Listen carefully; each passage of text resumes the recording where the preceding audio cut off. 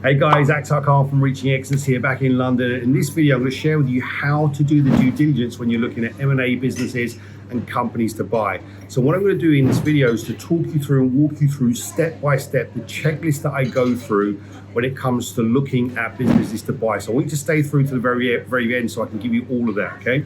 Now, for those of you who don't know me, I've been involved in entrepreneurship for over 30 years. I spent 20 years in property, built a multi-million-pound property portfolio, done over 208 property transactions. The last 3 years, myself and my business partner Elliot have been growing a portfolio of M&A businesses.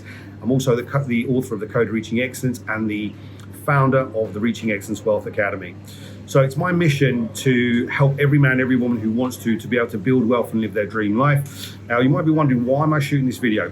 But look, one of the things that happens is when I started out looking at businesses, I found it quite daunting. It's like, what do I do? How do I look for things?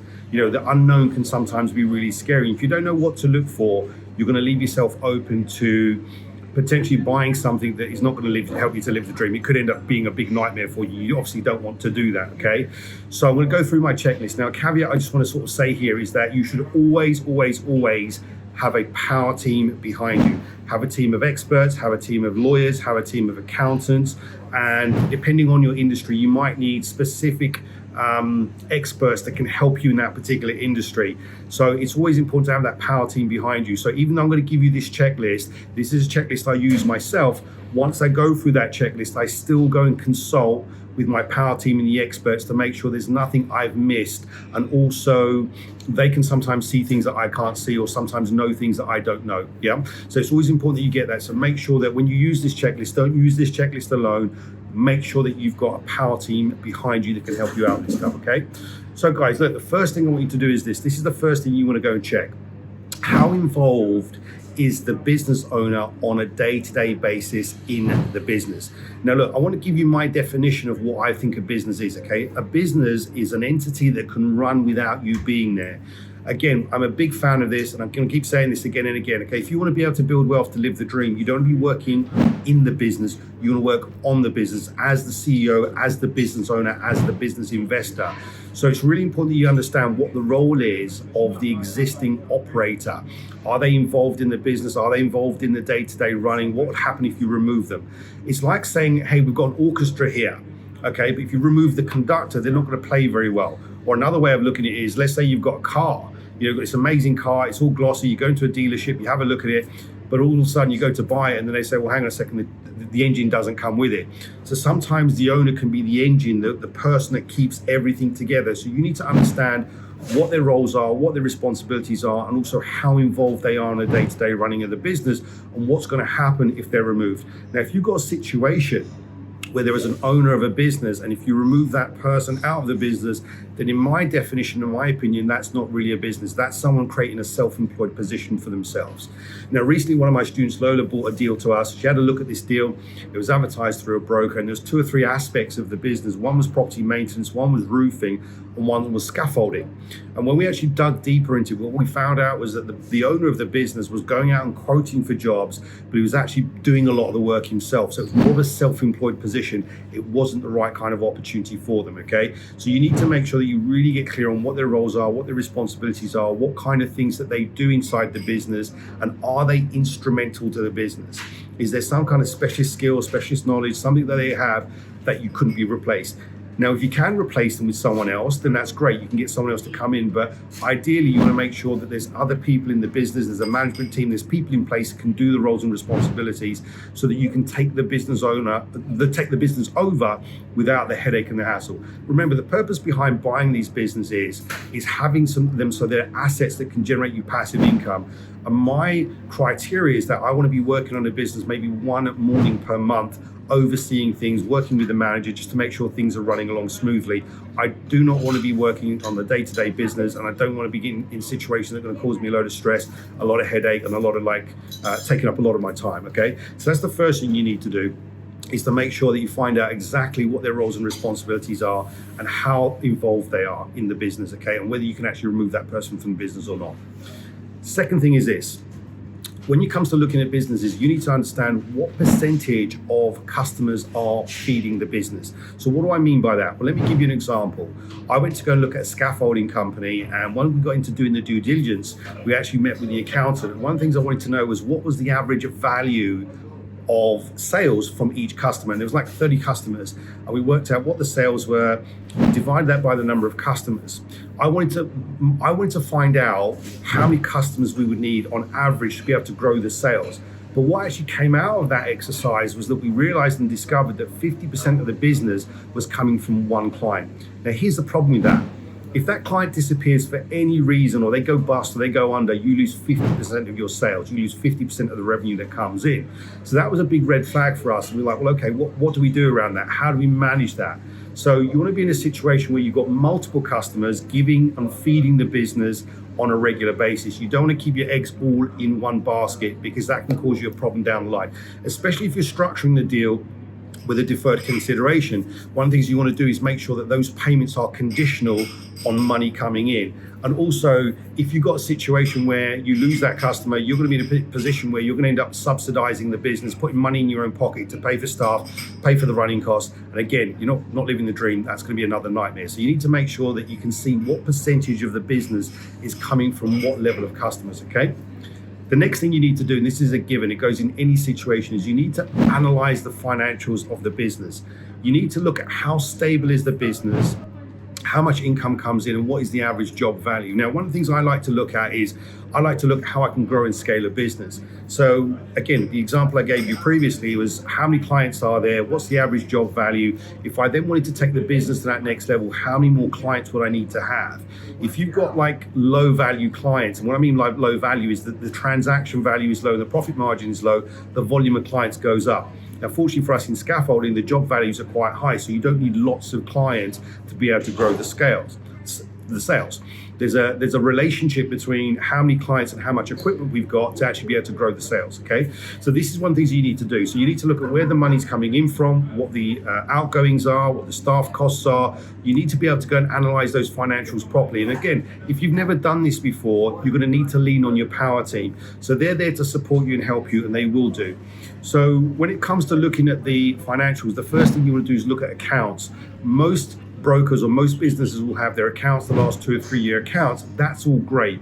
But what you then need to do is ask for management accounts. So what are management accounts? Management accounts are detailed accounts that are produced by the accountant that gives you a breakdown of what the costs are. So typically when you look at the main accounts, it will say cost of sales, cost of like sales in cost of sales, what the net profit is. It's very high level and very kind of big picture, but you don't know what that's made up of. So when you get management accounts, that will tell you what the breakdown of costs are, what the sales were, how many sales were, how many transactions there were, how many jobs they did, etc., etc. But then it gives you a breakdown of what the actual costs were. Is it staff costs? Is it wages? Is it premises, equipment purchase? And that's where you need to go and analyze things properly, because what you're looking for when you're doing this is to look at where you can make the business more profitable, how you can increase the sales, how can you stabilize the business. You want to be finding good, solid businesses that are stable, that can consistently bring income in, okay? So that's what you want to be doing. The next thing you want to be doing is asking yourself this: how likely are the customers likely to stick? Now, if they've got a great relationship with the business owner, are they going to stay around, or are they going to go when that relationship goes? So you want to make sure that you can keep those customers and retain those customers, make sure they're happy. So one of the things that I did with our scaffolding companies, when we took over our scaffolding company, the first acquisition, we actually went out and personally met our clients. We wanted to know who they were, what they did, a little bit about their business, and form that personal relationship so that the previous owner could transition out and he can transition into us with the manager and get to know who we were, so he knew who he was dealing with. Again, relationships are super important. Now, if you've ever seen any of my other videos before, you might have seen me talking in a negotiation video. I'll put it up here, the Godfather method. I talk about the importance of the relationship when you're doing the acquisition of the business, but it's equally important that you manage and maintain the relationship with customers. So number one, they feel seen, they feel heard, they feel understood, they feel cared for, they feel supported, and they've got the same level of service that they've got, if not better, to make sure you keep them. Because without your customers, you're not going to have any sales. Without no sales, you've got no income. Your business is going to tank, okay? This is really, really important. The next thing you want to ask yourself is the business able to grow? Does it have scope for growth? Does it have that potential for you to increase the sales? Does it have that potential to grow the profits. Now, one of the things that we soon learned with our scaffolding company is that there's a relationship between how much you can do in sales versus how much equipment you've got to hire out. So there's a relationship between the two. So we realized very quickly that with the equipment that we have, we could go to this level, but if we wanted to go to a high level, we'd have to buy more equipment. Yeah, it's the same when it comes to any business. You've got to look at what do you need in terms of an operational point of view to be able to grow and scale the business, and where's the sweet spot where you can take the business to the next level without having to invest loads of money in either more equipment, more manufacturing equipment, depending on what kind of industry it is, or having bigger premises and so forth. There was a small business that I looked at, which was a tire shop. I like the idea of the tire shop because people need tires all day, or tires wear out. It's one of those things, it's a consumable. The thing that I liked about the other thing I liked about this business was the location that it was in, because it was in a place where the next nearest tire shop was 30 minutes drive away. So anyone in that area had to go to this place to get tires fitted. The problem with this business was the premises, okay? The premises were small. There was no real scope for expansion. We'd have to find bigger premises in order for us to grow the business, but that meant the numbers and the growth of that business was stunted based on the premises. So you've got to look at how easy is it to grow the business and what you need to do, and is it going to be a big headache and hassle? Again, one of the things that will define this for you is the numbers that you want to achieve. What do we need to maintain the business and keep it at the same level it's at? If we want to grow it to that next level, can we do it in a way that's very efficient, doesn't need huge amounts of capital, doesn't need lots of people, doesn't need like a whole load of work to do? What we're looking to do is make the business as efficient as possible for as minimal amount of capital, headspace, stress, overwhelm. We want to avoid all that stuff. It's about optimizing the business, making it super efficient, okay? The next thing you want to ask yourself is this: is the business future-proof, recession-proof, COVID-proof even, okay? Because you don't want to be in a situation where you've got a business and then markets change, and then all of a sudden you're in a situation where this business model doesn't work anymore. So for example, say, think of businesses like Woolworths. Woolworths went out because they didn't go online. Blockbusters. Blockbusters kind of went out. There used to be a time when you used to go down to the Blockbuster store, go and hire a video, take it home and come back. Well, everything's online now. Everyone goes onto Netflix, or I think Amazon Prime is the other one, and instantly there you go, you've got it downloaded. So you want to be careful about what kind of business you buy. You want to make sure that it's going to be recession-proof, future-proof, and it's not kind of business that might go out because of trends and changes in markets in the next 2 or 3 years. So, things like shops in the high street can be a little bit risky. Okay, so that's one of the things that you want to look at. One of the reasons I like scaffolding is because it's simple. There's always going to be construction. There's always going to be maintenance. There's always going to be a requirement for it. And it's one of those businesses that doesn't matter what's going on. Even if there's a recession going on, even if there's a lockdown going on, property maintenance, and building work has to continue. So it's a sustainable long-term business. And that's one of the things that you guys want to kind of check for, okay? Next thing you want to look at is how competitive is the market locally. So one of our businesses is in Southwest London. There's lots and lots of other scaffolding companies there. What is your competition like? You don't want to be in a situation where you've got your business and you've got lots of other people competing, because you've got to try and take that share of the market. So you need to look at how competitive the market is. Are you going to be competing with other people? Do you have to drop your prices? Or are you in a situation like with the tire shop that I mentioned, where there's really no competition around and you can capitalize on things? That particular tire shop that I mentioned just needs larger premises for it to grow and be able to give us the numbers that we want. So you need to make sure that you've got that kind of metric in mind when you're looking at things, okay? Next thing you want to talk about is the employees and the culture within the business, okay? So culture is super, super important. Within my own business, within my academy, we have like 10 people in our team. One of the things that's super important for me is that my team members are happy, they're productive. I don't like overworking people. I like to keep people at 70% of their potential capacity, because sometimes things come up and then, they have to kind of get involved. They've got that headspace, if you like, to be able to deal with things. So happy people, in my opinion, are productive people. You just don't want people who are stressed out. You don't want people who are overwhelmed. You don't want people who are underpaid and unhappy, because that will cause a lot of problems down the line. The other thing that you also want to be looking out for is the mentality of the employees, okay? One of the things that I do within my own business is I train my team up. I give them the opportunity to learn and grow from me. I give them a lot of coaching and support, but also I want to make sure that I've upskilled them enough that if they did decide to leave and go off somewhere else, good for them, I'm happy for them. but they don't feel like they're in a dead-end job where they're not going to like be able to progress and grow. I also pay people very well because I want to make sure they're happy. I want to make sure they feel valued. I also want to make sure that they're kind of appreciated. That's the kind of culture I want to create in my businesses, because happy people are productive people, and also it's way better to work with people that way, especially if they're happy, they like what they're doing, they feel fulfilled, they feel like they're doing something bigger, which my team in the Reaching Excellence Academy do. Then they're happy people, okay? And that means your business is going to run smoothly. One of the things you want to look out for is when people are not happy, they can fall into what's called victim mindset and victim mentality. They're just a person that's coming in, they're a bum on the seat, they're just doing what they need to do. They've got no scope for growth, they've got no future, and sometimes people can be stuck in a rut.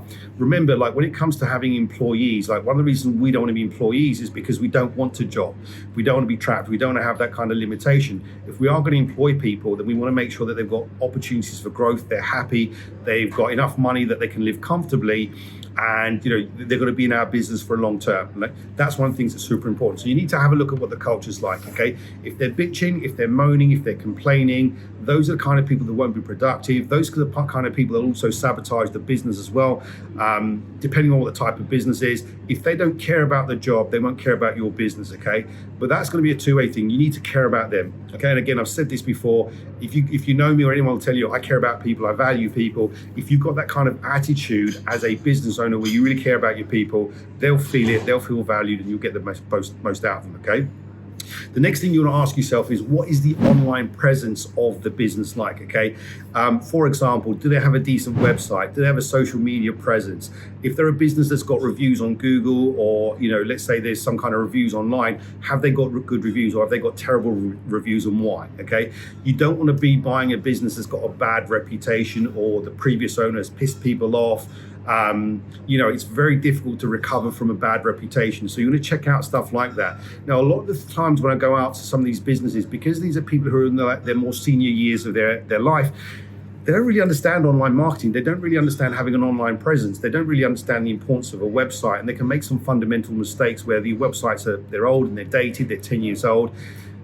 There's a term that I learned many years ago from a marketing coach. Well, she was a branding coach, and she said, look, you don't want to brandalize you don't want to vandalize your brand. She called it brandalism. So what does that mean? It means having things out there that look crap.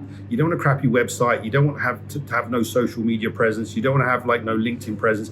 You need to make sure that the business is very present online. Now, if there's nothing negative, that's something that can be improved. But again, if there's any negative reviews, it's just going to make it harder, because it's very difficult to sort of shed that bad reputation, okay? But one of the things that we found with one of our companies is that they were very good as a scaffolding company, but their online media and their website was very dated. It was very poor. They had a Facebook page, they had an Instagram page. It wasn't very inspiring, but this is stuff that we could take over. It wasn't bad, it wasn't negative, it just needed to be improved, okay? The other thing is this, like most customers are gonna find you online right now, and even if they do find you online, they're gonna go check you out. They're gonna go check you out to see your website, they wanna see reviews, they're gonna wanna see you've got some sort of social media handle. One of the things that's important is that people realize that you're not a fly-by-night business. You're not gonna disappear overnight. So having a good social media presence for the business is really, really helpful, because it just helps to get people to get to know you, like you, and most importantly, it builds that trust and that brand recognition, okay? So this is kind of one of the things that you need to sort of just really be aware of. The other thing I'm going to say to you is this: whenever you go to look at a business, right, I've given you a checklist here. Trust your intuition, trust your gut feeling. Now, it's going to go one of two ways, okay? I've met some business owners, I think, you know what, I really like these people. I just get a good vibe around them. My intuition is saying they're good people, they're honest, there's been no BS, they've not tried to hide anything from me, they've been completely transparent. I can see everything inside the business, they've given me all the information I've wanted. My gut feeling is saying this is a good business, this is a good person to work with, especially if they're going to transition and be in the business for a while. My gut feeling is telling me this is good. Okay, even when I've gone and checked them out online and checked out their online sort of presence and profile, everything is good. But I've also gone out to businesses where I've gone, you know what, something's not right here. I can't put my finger on it, but my gut feeling is telling me that something's not right about this. But I've pushed forwards, and then eventually something's turned up. Either they've not been honest with you, or they've not told you the whole story, or they've given you some BS. And remember, people will hide stuff from you, okay? Not everyone is going to be honest. Not everyone's going to act from a place of integrity. When you're a person of integrity and you're honest, okay, it's very difficult to think that someone will try and hoodwink you, but that does happen in businesses. You know, sometimes they won't tell you about a problem. Sometimes they'll hide things. Sometimes they won't tell you about something that's happened in the past. It's your job to find this stuff out, and this is where skillful negotiation, that rapport building skills, again, in a previous video that I've mentioned, that's the stuff that's going to bring that out. You've kind of got to be very, very diligent when you're looking at these businesses, to make sure it's a good business, it's a solid business, it's something that you can take over and you can have for a period of time that's going to yield you well, it's going to pay you out well with minimal problems, okay? So just trust your gut on this. If something feels off, something doesn't feel right, step away. Do not get into a situation where you get deal desperation, okay? There's an abundance of deals out there. There's an abundance of deals that are going to fit your criteria and your buying model. Don't just settle for the first deal that comes along. And especially if you're going to be getting other people involved, if you're going to be using other people's money to fund some of these deals, or bringing in JV partners or investors who are going to buy shares, make sure it's a good, solid deal. If you're not comfortable with the deal yourself, don't do it, okay? And if you're not comfortable with the deal, don't ask someone else to come and invest in it. Make sure it's a good, solid deal that you feel comfortable with, that you're happy with, and that you've got a good relationship with the previous owner. Just trust your gut on it, because it will tell you, okay? There's probably times in the past that you've not trusted your gut, and then you've gone back and thought, you know what, I should have done this, or I should have done that, or I should have moved away from that situation, okay? Trust your intuition, because guess what? These deals have got the power to really build an amazing lifestyle and give you passive income. But if you buy the wrong deal, it's got the power to turn things into a nightmare, turn your life into a nightmare, and drag you down into a pit of misery. And we don't want that. We want to get you guys finding good quality businesses so you can build wealth and live your dream and be happy, okay? So guys, I hope you got what you need from this video. This is my checklist. And again, remember, you must go to your power team. Make sure you get yourself a good team of advisors around you, good lawyers, good finance brokers, good accountants, good specialists if it's in a specific niche that can help you and guide you, that you can pick up the phone and say, look, can you give me some advice on this? This is what I found out. Have that wise counsel there, because they're going to help you to make the right decisions. And of course, it's in their interest to help you to succeed, because the more acquisitions you do, the more they get paid, the more business you give to them, okay? So guys, go out and put this stuff into practice. Go start looking at deals. Go use this checklist if you like. Go write this down so you've got a step-by-step checklist. Get yourself a power team. Go out and start looking for deals, okay? And start building wealth so you can live your dream life, okay? Here's what I'd like you guys to do. If you've got any questions around this stuff, pop them in the comment section below. If you've got any ahas or realizations, what your biggest takeaway from this video was, pop it in the comment section below. If you want to kind of get closer to us and you want to learn more about this stuff, come and join our Facebook group. There'll be a link below. We've also had a lot of people ask us for any trainings. We've now got a masterclass, okay? So what you can do is, again, around this video, there'll be a link to our masterclass. You can go watch that masterclass, and at the end of that masterclass, there's an opportunity for you to have a strategy call with either me or one of my team members. So if you want to find out a bit more about where you're at right now, and you want a strategy put together so you can go from where you are now to start buying businesses that generate you 6 or 7 figure incomes, and we can teach you how to do that to little to no money down, go watch that masterclass and book a call. Guys, thank you so much for your time on this video. Go put this into practice, go build wealth, live your dream, become a top tier 1% entrepreneur, and I'll see you on the next video. Take care. Bye for now.